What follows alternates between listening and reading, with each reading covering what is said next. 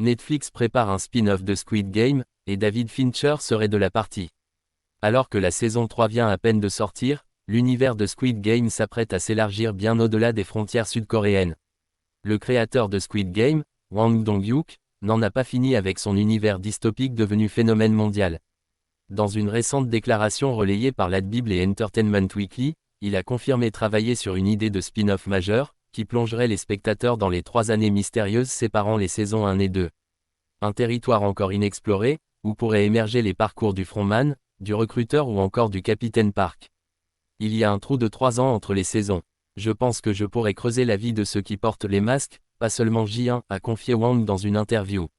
Mais ce n'est pas tout.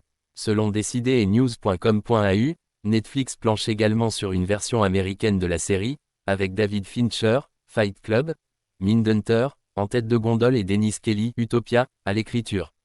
Un détail savamment glissé dans l'épisode final de la saison 3 laisse peu de place au doute, Cate Blanchett, dans un caméo surprise, apparaît en recruteuse à Los Angeles, un clin d'œil évident à une future extension internationale.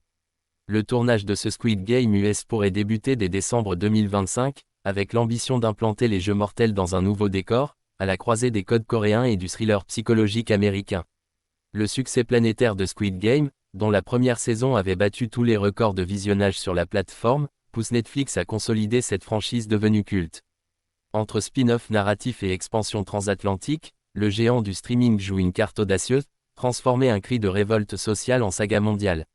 Reste à savoir si ces nouvelles versions conserveront la portée critique et l'esthétique glaçante qui ont fait le succès de l'œuvre originale, ou si elles céderont aux sirènes du spectaculaire.